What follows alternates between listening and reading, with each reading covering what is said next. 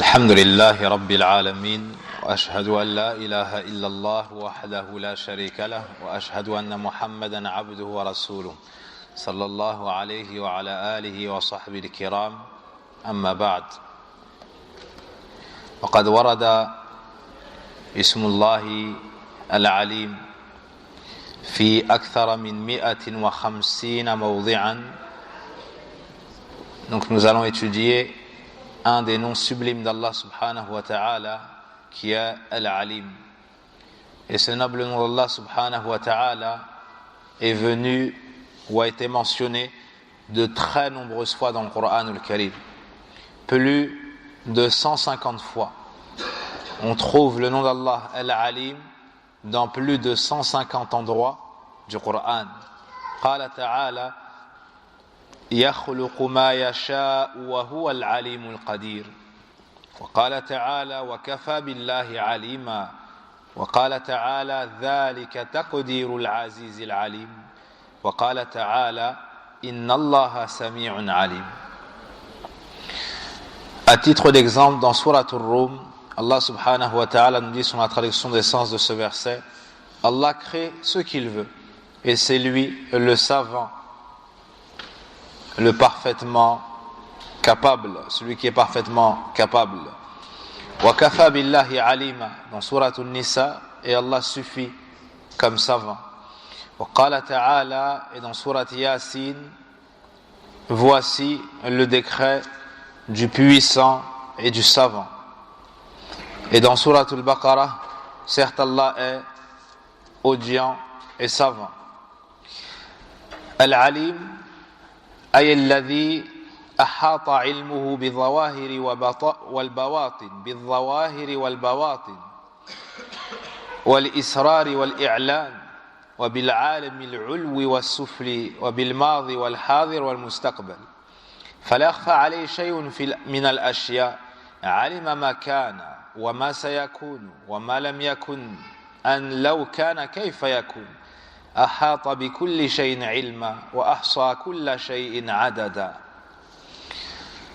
Cheikh Abdul Razzaq Hafidhahullah Ta'ala nous dit, pour expliquer le nom d'Allah Azza wa Jal, Al-Alim, c'est-à-dire celui dont la science englobe la partie apparente des choses et la partie cachée de celle-ci.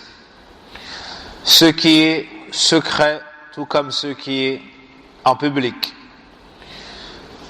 Le monde extérieur comme le monde intérieur. Le monde supérieur comme le monde inférieur. Il connaît le passé, le présent ainsi que le futur. Rien parmi les choses ne lui est caché. Il sait ce qui a été et il connaît ce qui sera. Et même les choses impossibles ou qui ne se sont pas déroulées, si ceci avait eu lieu, il sait comment cela se serait déroulé. Il a englobé de sa science toutes choses et parfaitement embrassé de sa science le nombre de toutes choses.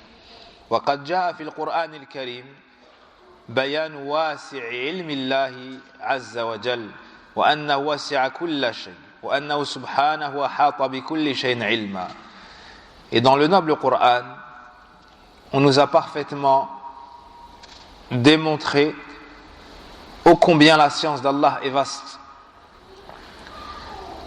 et qu'elle a englobé toutes choses et qu'elle a embrassé l'ensemble des choses.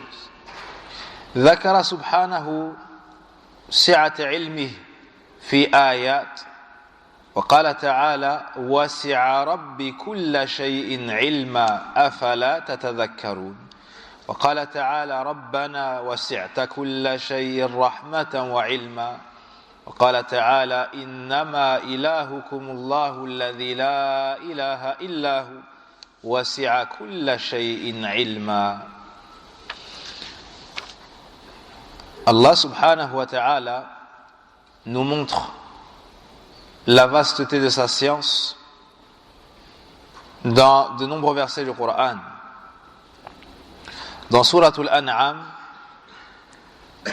et la science de ton Seigneur, ou plutôt il dit, et la science de mon Seigneur s'étend à toute chose. N'allez-vous donc pas vous souvenir? Dans Surat Ghafir, ô notre Seigneur, tu as touché de ta science, ou bien de ta pitié de ta science, toute chose. Dans Surat Taha, votre divinité n'est qu'Allah, celui dont nul ne mérite d'être adoré si ce n'est lui. Il embrasse de sa science toute chose. وذكر سبحانه إحاطة علمه بكل شيء. Allah tabaraka wa ta'ala nous montre dans le Coran que sa science a cerné toute chose. قال تعالى إن الله بما يعملون محيط. Allah cerne parfaitement tout ce qu'ils font. وقال تعالى إن ربي بما تعملون محيط. Dans Surat Al-Imran, puis maintenant dans Surat Hud, certes mon Seigneur cerne parfaitement tout ce que vous faites. Ni de sa science. وقال تعالى وكان الله بما يعملون محيطا. En Surat An-Nisa, certes Allah cerne parfaitement de sa science tout ce qu'il faisait. وقال تعالى وكان الله بكل شيء محيطا. Et certes Allah cerne parfaitement toute chose. وذكر تبارك وتعالى إحاطة علمه بالسرائر والمعلنات والغيب والشهادة. Dans le Coran, Allah subhanahu wa ta'ala nous expose qu'il a parfaitement cerné de sa science toutes les choses cachées comme les choses prononcées au grand jour. Toutes les choses qui font partie de l'invisible et toutes les choses qui font partie du visible. قال تعالى ربنا إنك تعلم ما نخفي وما نعلن وما يخفى على الله من شيء في الأرض ولا في السماء. وقال تعالى يعلم خائنة الأعين وما تخفي الصدور. وقال تعالى ولقد خلقنا الإنسان ونعلم ما توسوس به نفسه ونحن أقرب إليه من حبل الوريد. وقال تعالى واعلموا أن الله يعلم ما في أنفسكم فاحذروه. وقال تعالى أولا يعلمون أن الله يعلم ما يسرون وما يعلنون. وقال تعالى والله يعلم ما تسرون وما تعلنون. وقال تعالى ألم يعلموا أن الله يعلم سرهم ونجواهم وأن الله علام الغيوب.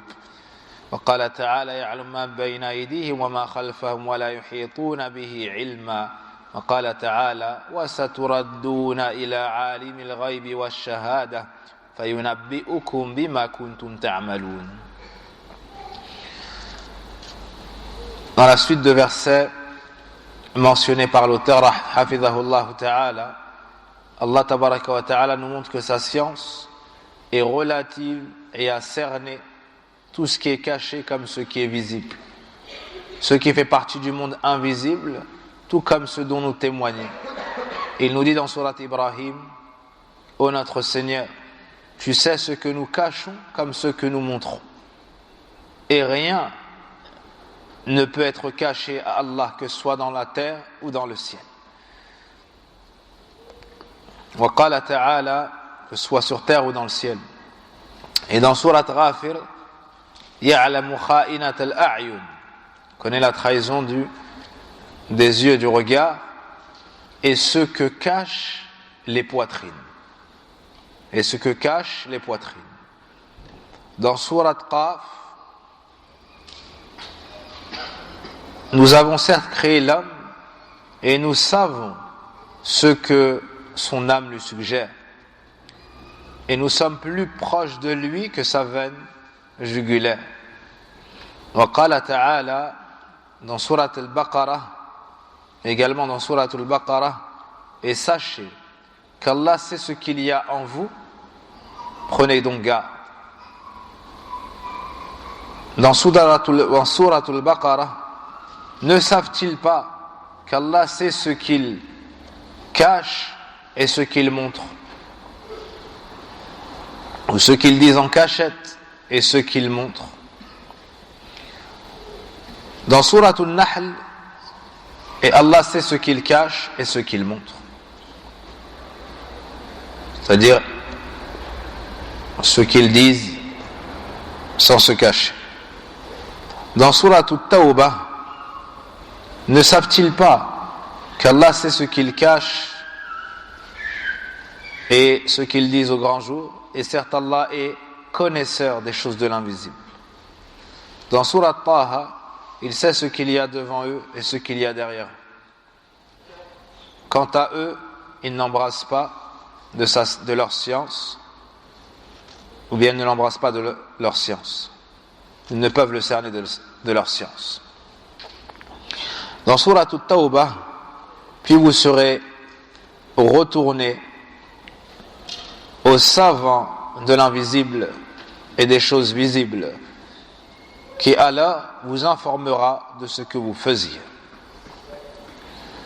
Donc dans tous ces versets, on voit qu'Allah Azza wa Jal, en plus de connaître les choses, il les cerne totalement de sa science, que ce soit les choses cachées, que ce soit les choses apparentes au grand jour, en cachette, et même les choses de l'invisible dont nous n'avons pas connaissance. Allah Azza wa Jal connaît cela de manière parfaite. وذكر سبحانه علمه بما في السماوات والأرض. Dans des textes, en Coran, Allah Azza wa Jal nous informe également qu'il connaît tout ce qui se passe dans les cieux et sur la terre. قال تعالى إن الله يعلم غيب السماوات والأرض والله بصير بما تعملون. وقال تعالى والله يعلم ما في السماوات وما في الأرض والله بكل شيء عليم. Dans Sourate Al-Hujurat, certes Allah connaît les choses cachées des cieux et de la terre, et Allah est clairvoyant de ce qu'ils font.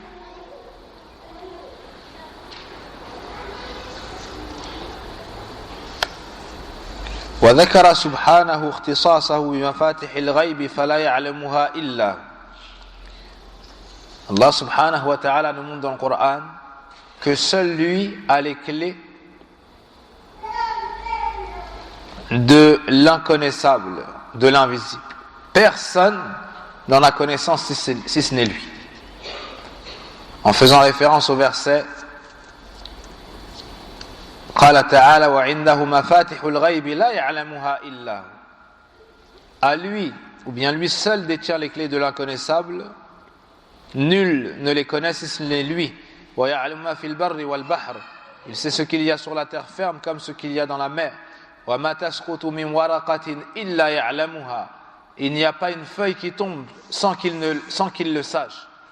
ولا حبة في ظلمات الأرض ولا رطب ولا يابس إلا في كتاب مبين. Allah subhanahu wa ta'ala nous dit, il n'y a pas une feuille qui tombe sans qu'il le sache, ni une graine dans les ténèbres de la terre, ni une chose humide ou sèche sans que cela ne soit consigné dans un livre explicite. Allah Azza wa Jal sait tout. Même la feuille qui tombe d'un arbre parmi l'ensemble des arbres du monde, il n'y a pas une feuille qui tombe sans qu'Allah Azza wa Jal sache quand est-ce qu'elle tombe, quand est-ce qu'elle tombera, quand est-ce qu'elle est tombée, comment elle est tombée, où est-ce qu'elle est tombée et où elle ira. Allah Azza wa Jal connaît parfaitement tout ce qui se passe dans les cieux et sur la terre.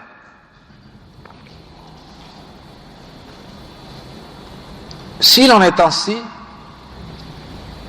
pour des choses relatives à des feuilles et des arbres qui ne sont pas sujets à la punition, au paradis ni à l'enfer, que dire alors des actes du fils de Adam qui a été créé que pour adorer Allah, à qui on a interdit les péchés? Ce dernier sera ressuscité après sa mort et il reviendra vers Allah pour être jugé. S'il en est ainsi pour la science d'Allah sur des feuilles qui tombent, à plus forte raison, Allah Azza wa Jal connaît parfaitement tout ce qui a trait à nos croyances, nos paroles et nos actions, nos délaissements.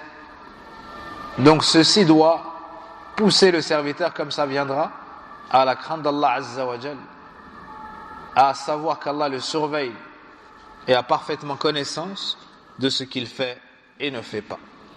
وقال تعالى إن الله عنده علم الساعة وينزل الغيث ويعلم ما في الأرحام وما تدري نفس ماذا تكسب غدا وما تدري نفس بأي أرض تموت إن الله عليم خبير.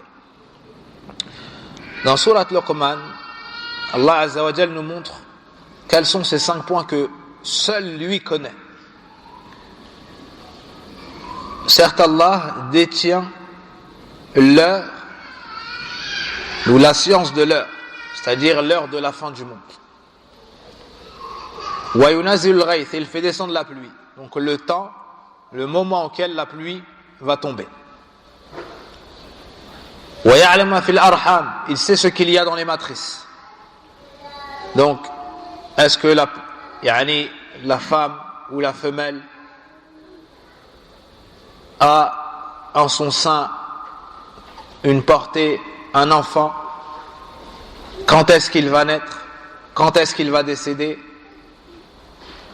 Allah sait parfaitement ce qu'il y a dans les matrices. Et aucune âme ne sait ce qu'elle fera demain. Et aucune âme ne sait sur quelle terre elle mourra. Inna Allah alimun khabir. Certes, Allah est savant, parfaitement informé. Ici, ces points mentionnés dans le verset, personne n'en a connaissance si ce n'est Allah Azza wa Jalla. Premièrement, ilmu as-sa'a, l'heure de la fin du monde. Dans le hadith Jibril, hadith Abdullah ibn Umar, le hadith de Omar ibn Khattab dans le Muslim, dans le recueil de l'imam Muslim, lorsque Jibril est venu voir le prophète Mohammed sallallahu alayhi wa sallam et lui a dit Mata as-sa'a, à quand l'heure de la fin du monde?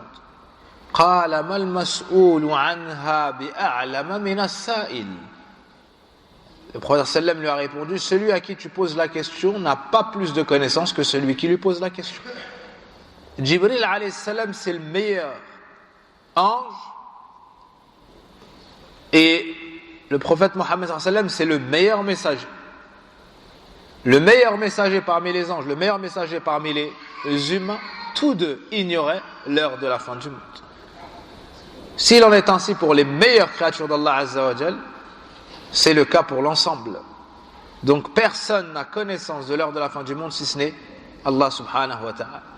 Et celui qui prétend connaître de cela n'est qu'un menteur qui s'humiliera, comme ça a déjà été le cas. Naam. Certains disaient en l'an 2000 c'est la fin du monde. Ils se sont ridiculisés. Personne ne connaît l'heure si ce n'est Allah subhanahu wa ta'ala. Wa yunazzilu al-ghayth, personne ne sait quand la pluie tombera avec certitude, où elle tombera, en quelle mesure elle tombera. Seul Allah Azza wa Jal connaît cela. Wa ya'lamu ma fil arham, et il sait ce qu'il y a dans les matrices. Même ceux qui ont atteint des hauts niveaux de connaissances et technologiques, ils ne peuvent savoir au moment où la femme est enceinte qu'elle l'est, si ce n'est après une multitude d'examens et de comparatifs. Par la suite, personne ne sait lorsque l'enfant sortira. Personne ne sait quand est-ce que l'enfant sortira. Et aussi, pendant un temps déterminé, personne ne sait si c'est un mâle ou une femelle, un garçon ou une fille.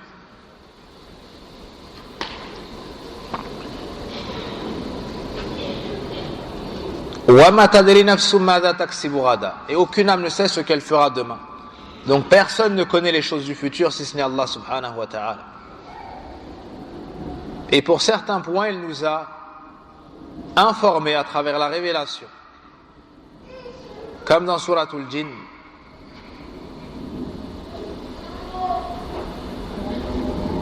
Si mes souvenirs sont bons, illa man irtada min rasoul, sauf celui qu'il a agréé comme messager. Allah Azza wa Jal révèle des choses qui ont attrait aux choses de l'invisible et au futur à travers la révélation. Mais ce que nous n'avons pas su à travers la révélation, personne ne peut le savoir. Personne ne peut le savoir. Et celui qui prétend connaître les choses du futur, qu'on appelle al-ghaib, al-mutlaq, le futur, les choses de l'invisible de manière absolue, c'est-à-dire qui n'ont même pas été citées dans des textes ni dans la révélation, alors celui-ci aura prétendu être l'égal d'Allah dans sa science. Et c'est du polythéisme, c'est du shirk, l'associationnisme majeur, i'adhan billah, et du kufr. Allah nous dit قُلْ لَا يَعْلَمُ مَنْ فِي السَّمَاوَاتِ وَالْأَرْضِ الْغَيْبَ إِلَّا اللَّهِ. Dit, nul ne connaît, que soit dans les cieux ou sur la terre, l'invisible, si ce n'est Allah. Personne ne sait dans la minute ce qu'il fera. Personne ne sait même s'il sera vivant dans la minute qui suivra. Mais Allah Azza wa Jal, lui, sait tout. وَمَا تَدْرِي نَفْسٌ بِأَيِّ أَرْضٍ تَمُوتُ. Et le dernier point, personne ne sait sur quelle terre il mourra. Personne ne sait sur quelle terre il mourra. Inna Allah alimun khabir. Combien sont ceux qui ont voyagé, on dit je rentre demain, et ils sont décédés sur la terre vers laquelle ils ont voyagé. Combien disaient je ne sors pas de tel endroit, j'y vis et j'y mourrai. Mais on décrète un événement qui fait qu'il se doit de voyager parce qu'Allah Azza wa Jal a décrété qu'il mourra dans cette terre-là, dans cet endroit-là. Alors on va décréter les causes qui vont l'amener à s'y rendre.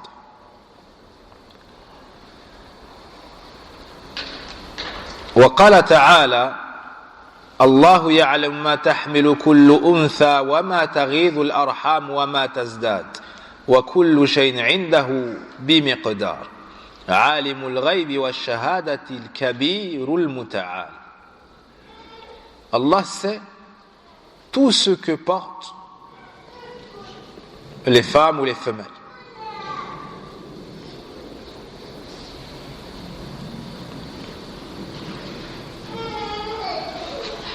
وللإيمان بهذا الاسم العظيم آثار مباركة على العبد بل هو أكبر زاجر وأعظم واعظ. L'auteur passe ici aux effets de la connaissance du nom d'Allah Azza wa Jal Al-Alim, les effets dans la vie du croyant. Il nous dit la foi en ce nom sublime, immense, a des effets bénis dans la vie du serviteur ou sur le serviteur. Plus encore, c'est le plus grand rempart devant le péché.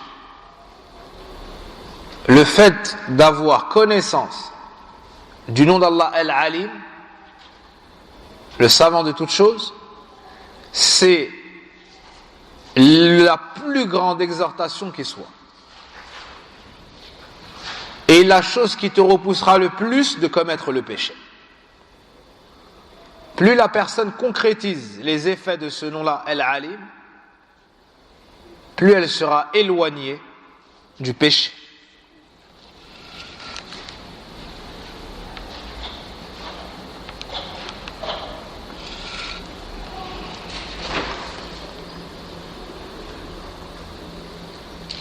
قال الشيخ محمد الأمين الشنقيطي رحمه الله أجمع العلماء على أنه أكبر واعظ وأعظم زاجر نزل من السماء إلى الأرض وضربوا لذلك مثلا ولله المثل الأعلى. Le grand savant exégète du Coran, Cheikh Mohammed Al-Amin Al-Shinqiti rahimahullah ta'ala, nous dit les savants, où il y a le consensus des savants quant au fait que cela soit la plus grande exhortation et le plus grand point repoussant, c'est-à-dire de commettre le mal, qui a été révélé du ciel vers la terre. Et ils ont cité une parabole à cela, un exemple. قالوا لو فرض أن هذا البراح من الأرض في ملك قتال للرجال إن انتهكت حرماته ذو قوة وعزة ومنعة حوله جيوش وحول هذا الملك بنات ونساء وجواريه أيخطر ببال أحد من أولئك الحاضرين مجلس هذا الملك أن يقوم بريبة ولو قيل لأهل بلد إن أمير ذلك البلد يبيت عالما بكل ما يفعلونه في الليل من الخسائس لباتوا متأدبين. Ils ont cité un exemple pour rapprocher de notre compréhension le fait qu'Allah Azza wa Jal soit parfaitement informé de tout ce qu'on fait. Et il nous dit, supposons que ce coin de terre ait à sa tête un roi meurtrier qui tue en masse les hommes dans le cas où ils attenteraient à son honneur ou transgresseraient ses limites. Grand détenteur, ce roi, grand détenteur de force, de puissance, d'autorité et autres. Et qu'autour de ce roi, il y ait une armée. Et que près de ce roi, il y ait ses filles, ses femmes, ses demoiselles et autres. Donc la situation, un roi sanguinaire, avec une grande armée, connu pour tuer les hommes en masse, et il y a les femmes, ces femmes proches de lui, ses filles, et ainsi de suite, dans un endroit. Il nous dit, est-ce que ça traverserait l'esprit de qui que ce soit de tenter de faire une action même douteuse,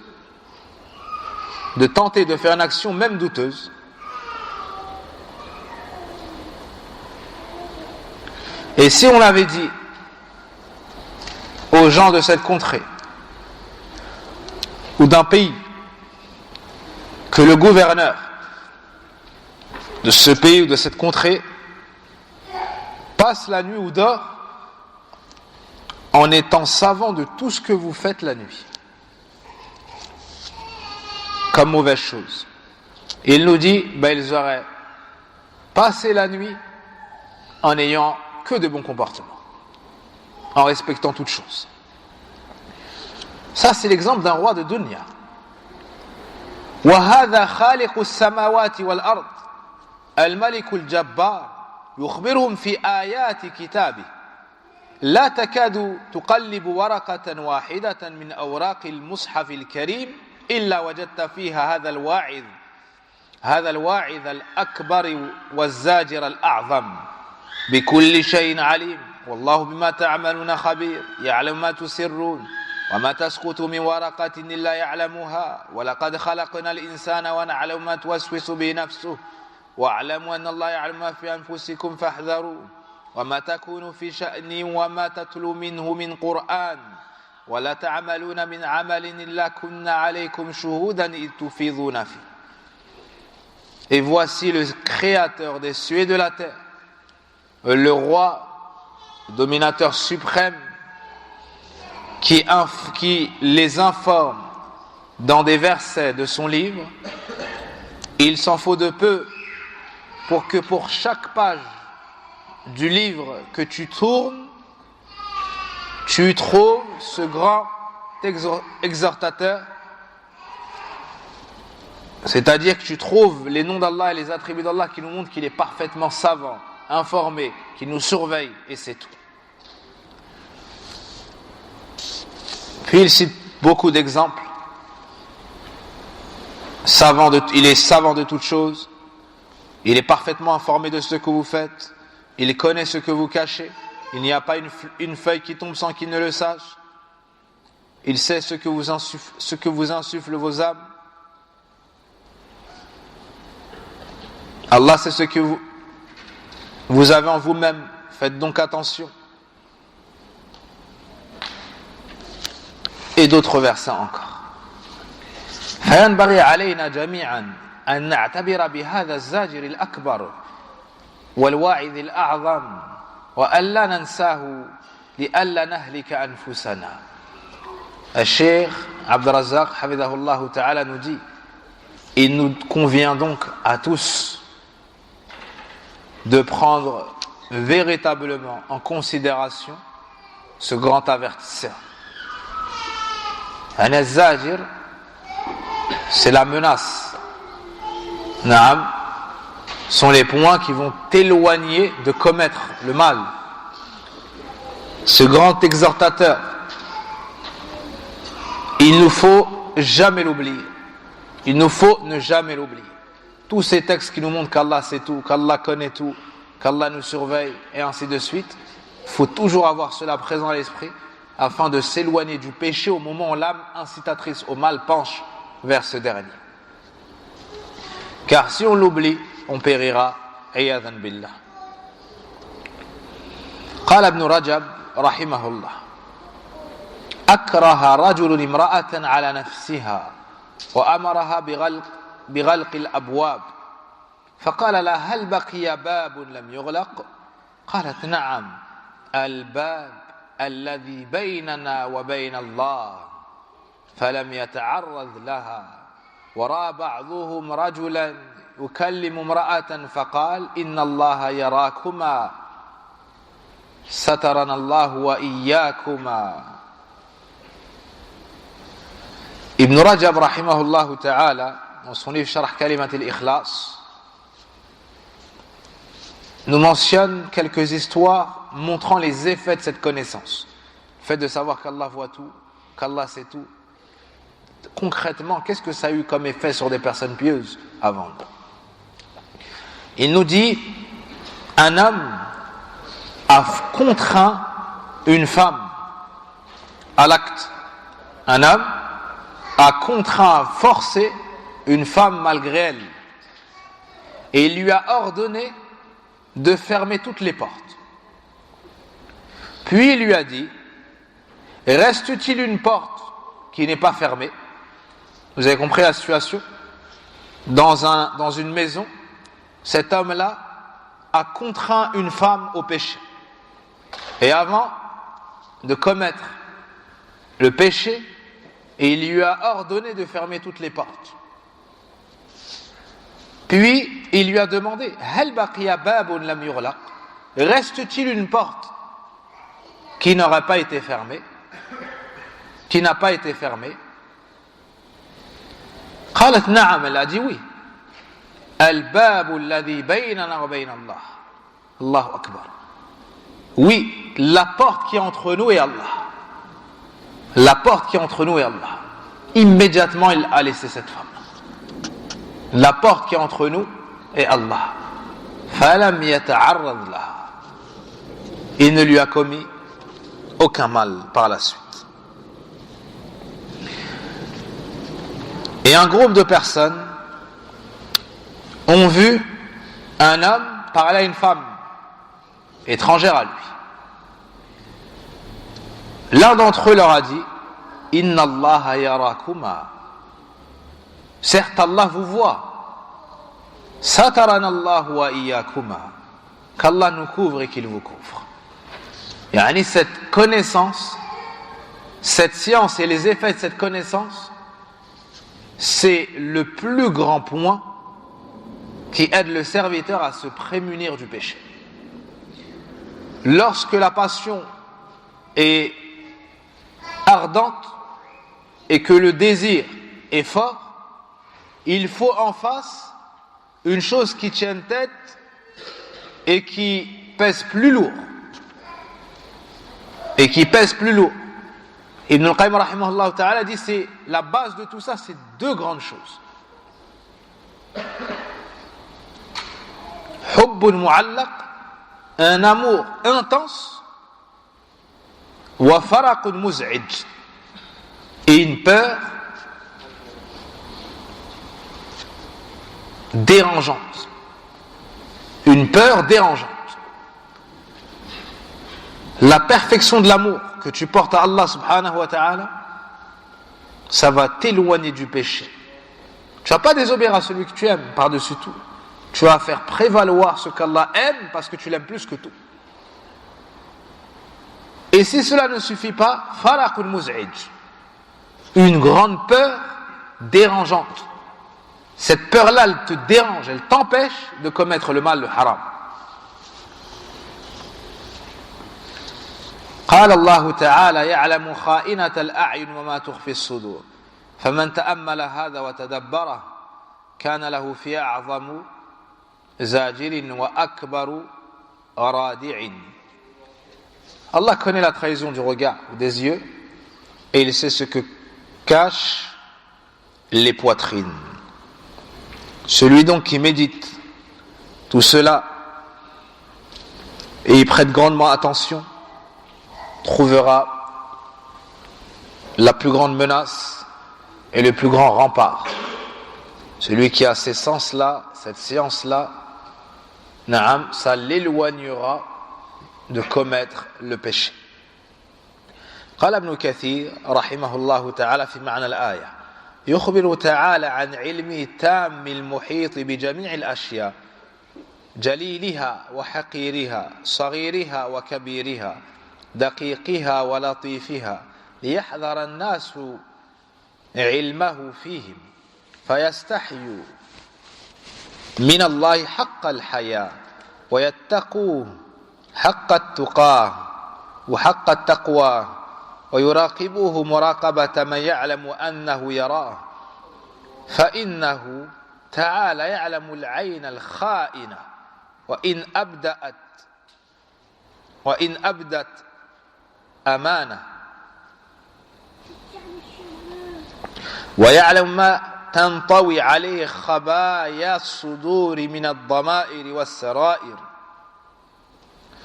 Ibn Kathir rahimahullah ta'ala nous dit des suites du verset de Surat Ghafir, verset 19, le Très-Haut nous informe de sa science parfaite, complète, qui cerne toutes choses, que ce soit les grandes, les immenses, les plus infimes et minimes, les petites et les grandes, les choses subtiles,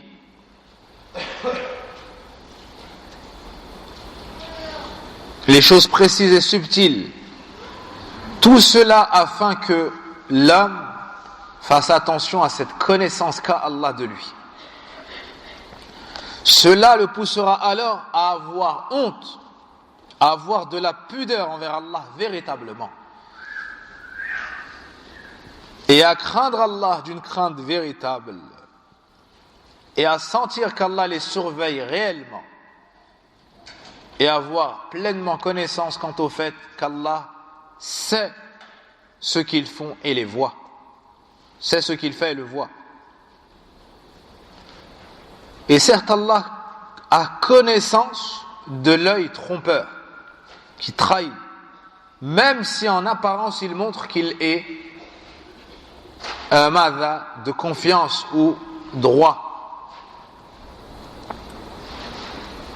Ni la personne, elle fait semblant de ne pas regarder le haram et d'être droite, alors qu'elle attend l'occasion pour pouvoir voir le haram une fois qu'elle ne sera pas surveillée par les gens. Ben même lui, Allah Azza wa Jalla a science que son regard à lui, c'est un regard de traître, pas de quelqu'un de confiance.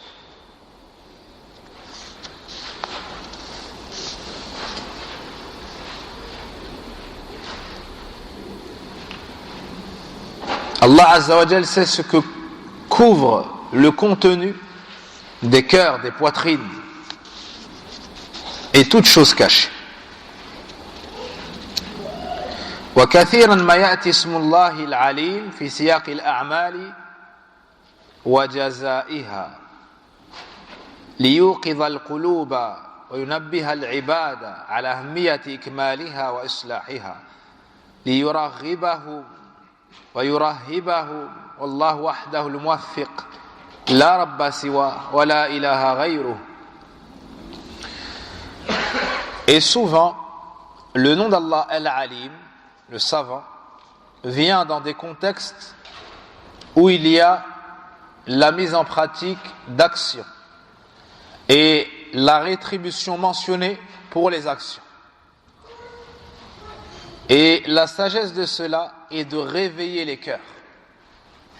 De réveiller les cœurs pour faire attention aux serviteurs de l'importance qu'il y a à parfaire les bonnes actions, à bien agir, puis à parfaire les bonnes actions.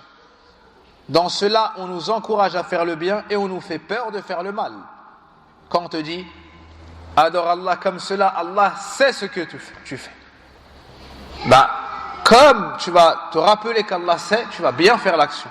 Déjà, tu vas vouloir la faire. Et quand tu vas la faire, tu vas vouloir la faire à la perfection parce que tu sais qu'Allah le sait. De la même façon, quand on te dit qu'Allah sait si tu fais tel péché, ça va te faire peur. Tu vas vouloir t'en éloigner. Et s'il a été commis, t'en repentir. Et ne plus retomber dedans. Donc cette connaissance a les effets les plus bénéfiques dans la vie du croyant.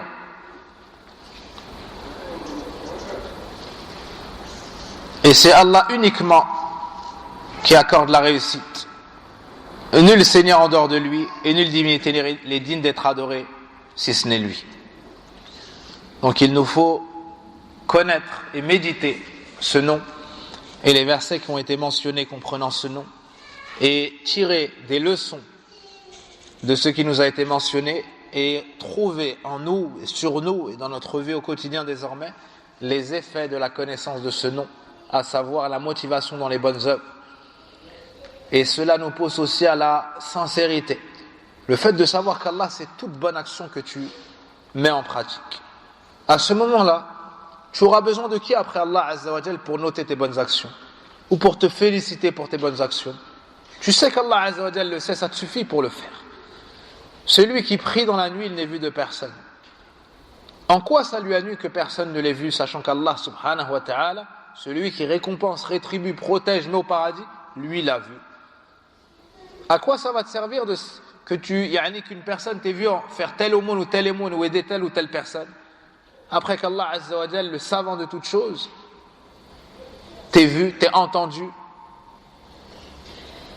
connaît ta situation, tes efforts. Ça pousse le serviteur à être sincère.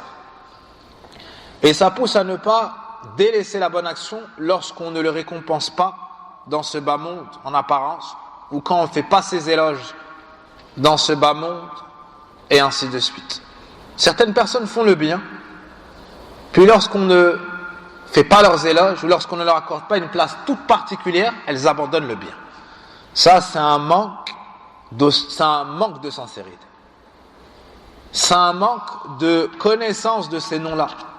Si la personne elle sait qu'Allah le sait, ça lui suffit. Ça lui suffit. Et rien ne manquera à sa récompense. De la même façon, à l'inverse, celui qui sait qu'Allah Azza wa Jalla est savant de toutes choses, Allah lui suffit, ou bien le fait qu'Allah sache, ça lui suffit pour délaisser le mal. Ça lui suffit pour délaisser le mal. Il se peut qu'un homme vive dans le foyer, dans son foyer proche des parents, par exemple de sa belle famille, proche de sa belle famille.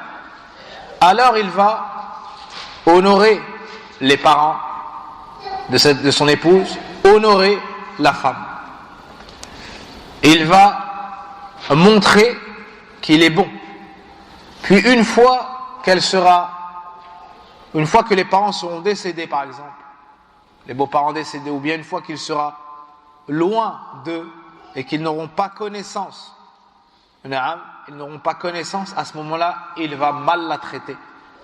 Il va la maltraiter, ou la battre, ou l'insulter, ou la dénigrer, ou ne pas dépenser pour elle, ou l'insulter, et j'en passe. S'il a connaissance du nom d'Allah, Al-Alim, qu'il y ait ses parents à 2 portes de chez lui, ou même dans son foyer,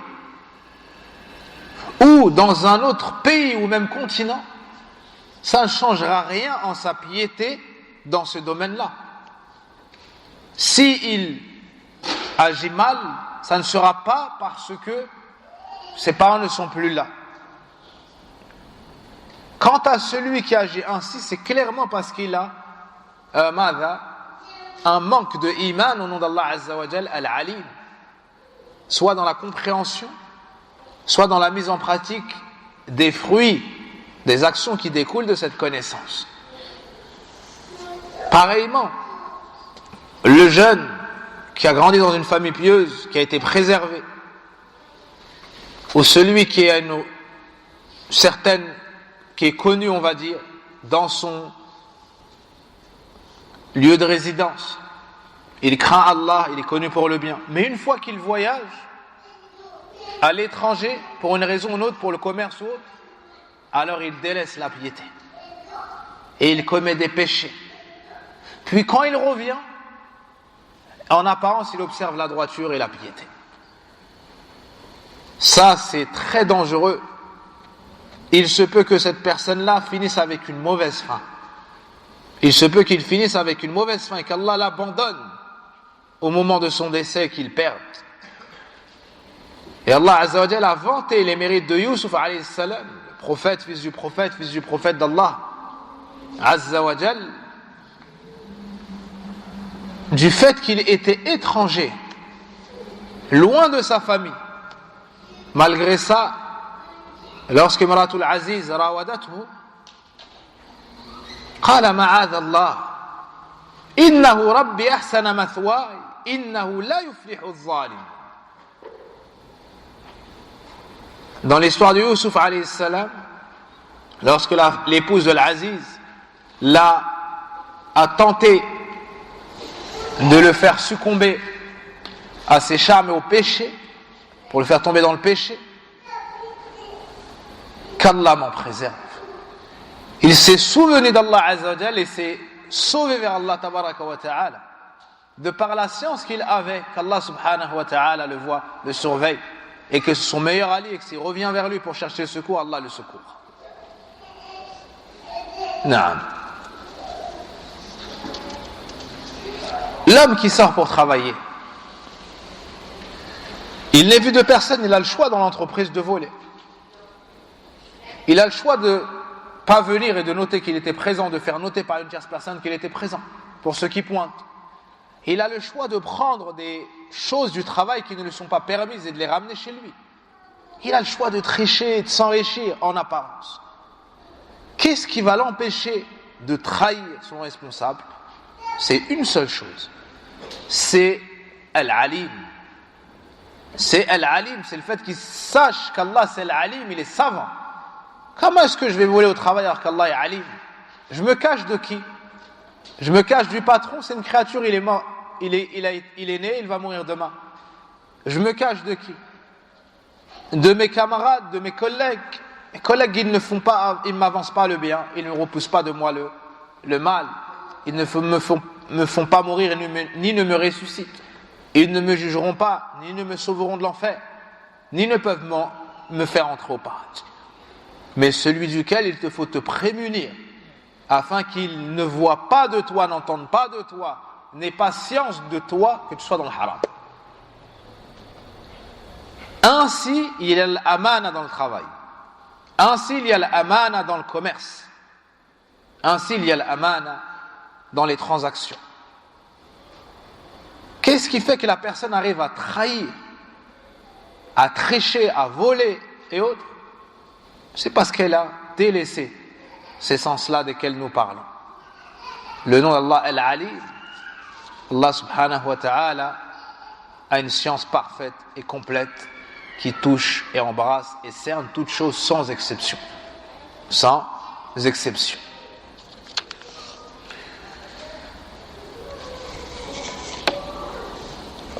On trouve dans le Coran Allamul Ghuyub aussi, le grand savant des choses de l'invisible. On trouve Alimul Ghayb, le savant des choses de l'invisible. Et on trouve Al-Alim, le savant. Voici pour l'explication du nom d'Allah subhanahu wa ta'ala, Al-Alim.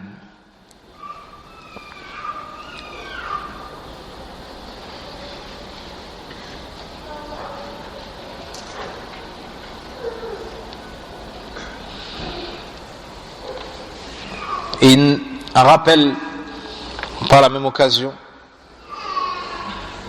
beaucoup de gens sont éprouvés avant le mariage par le fait de fréquenter la femme.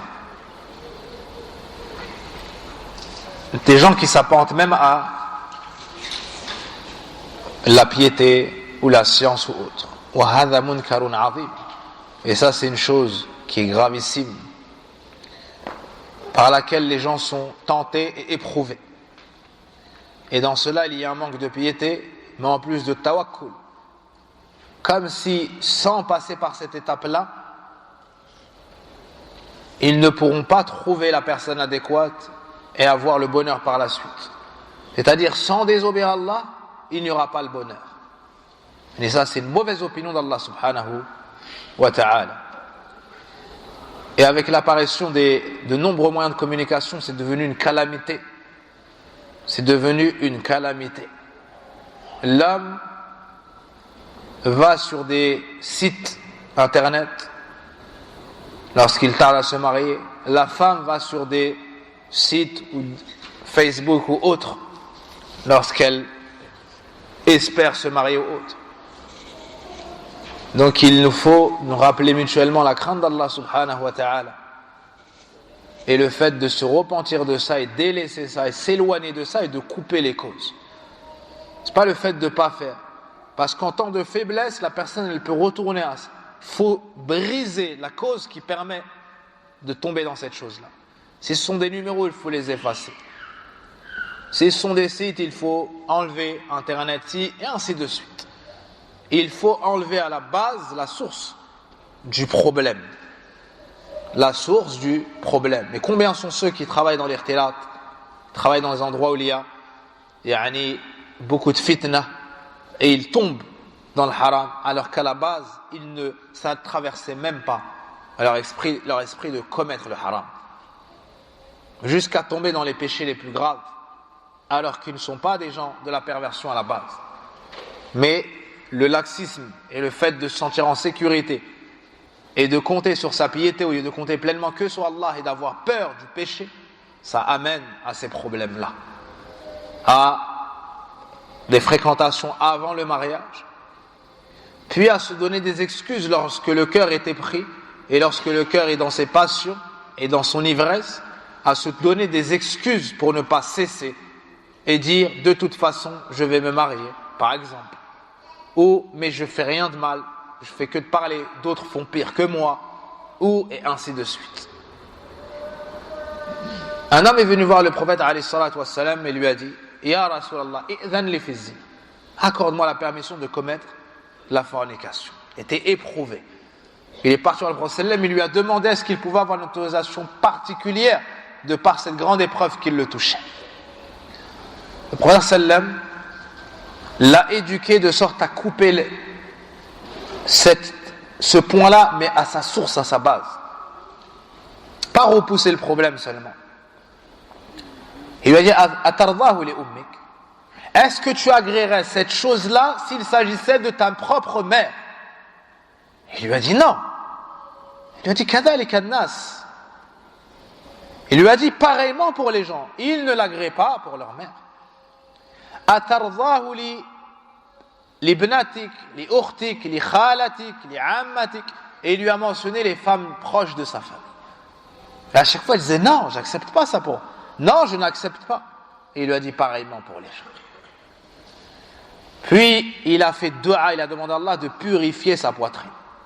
L'homme est reparti en disant: par Allah, il n'y a pas une chose que je déteste plus désormais que ce péché-là. De par l'éducation du prophète alayhi salatu wassalam et la baraka de leurs questions, posez pas des questions pour être takathur, pour augmenter leur connaissance, mais pour adorer Allah, pour devenir pieux, pour entrer au paradis. C'est pour ça qu'il y avait la baraka dans les questions des sahaba radiallahu anhum. Ainsi, ça c'est un rappel qu'il faut propager. C'est-à-dire chacun il conseille les autres. Et la sœur elle conseille sa sœur, wa hakada. Le fait de craindre Allah Azza wa Jal et de cesser ces relations qui sont muharrama et qui amènent les pires choses. Combien sont ceux qui, d'un regard, qui d'un SMS se sont retrouvés dans les pires problèmes qu'ils n'ont jamais connus, et dans leurs pires cauchemars ils n'ont jamais imaginé qu'ils allaient se retrouver à la fin dans une situation des plus humiliantes. La femme qui a été préservée par sa famille, qui a suivi une éducation droite, qui a appris, qui a mémorisé, subhanallah, elle s'est préservée pendant 18 ans, pendant 20 ans ou plus, et en 1 an sa vie elle flanche, subhanallah.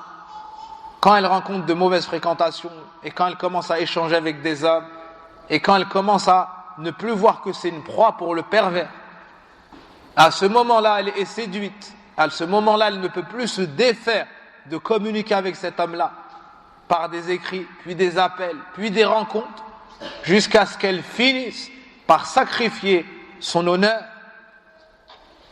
puis jusqu'à ce qu'elle finisse à se faire humilier par un homme qui est prêt à tout lui dire pour se l'accaparer. Ensuite, elle n'a que ses larmes pour pleurer parce qu'il l'a humiliée, que parce qu'elle a humilié son état elle-même et n'a pas respecté sa religion elle-même et le rang qu'Allah lui avait accordé auparavant. Allah t'a anobli, il t'a élevé et il t'a honoré de par ce dîne. Et il a légiféré que personne n'allait mettre sa main sur la tienne si ce n'est après être passé par la porte et avoir subi l'épreuve de venir demander cette femme et parler à son père et ainsi de suite. Pourquoi est-ce que la femme de elle-même elle enlève cette noblesse qu'Allah lui a donnée et elle s'humilie elle-même, puis elle n'a que ses larmes. Puis elle dit alors à cet homme, épouse-moi parce que tu m'as touché et tu as consommé en dehors du mariage et ceci et cela. Elle dit non. Pourquoi est-ce qu'il va l'épouser maintenant qu'il a fait ce pourquoi l'homme se marie? Pourquoi est-ce qu'il va l'épouser alors qu'elle lui a montré qu'elle n'était pas respectable et qu'elle ne craignait pas Allah Azza wa Jal dans sa chasteté? Il a joué avec elle, tout comme il a joué auparavant et tout comme il jouera par la suite, jusqu'à ce qu'Allah Azza wa Jal le dévoile.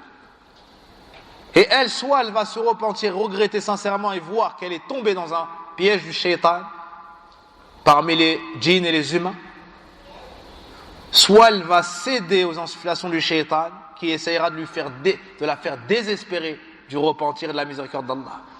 Alors elle deviendra une fille de l'égarement, qu'Allah nous en préserve. De la même façon que c'est haram pour la femme, c'est haram pour l'homme. Ces gens-là ne voient pas à long terme et ils sont dans l'ivresse et dans la passion et ils découvrent des choses qu'ils ne connaissaient pas auparavant et ne font que croire le mensonge de celui qui cherche par tout moyen à atteindre son but, même si c'est en passant par la colère d'Allah tabaraka wa ta'ala. Allah dit dans le Coran, la taqrabu zina, n'approchez pas la fornication. On n'a pas dit ne commettez pas. C'est-à-dire toutes les causes qui rapprochent le serviteur de ce péché-là, elles sont haram. Elles sont haram. Donc on s'enjoint mutuellement la crainte d'Allah subhanahu wa ta'ala, et le repentir pour cela, s'éloigner de ces causes-là, et que chacun conseille les autres afin que cette calamité diminue au sein des jeunes musulmans. Wallahu al-musta'an. Wa sallallahu wa barik ala nabina Muhammadin wa ala alihi wa sahbihi ajma'in. Subhanakallahumma wa bihamdik.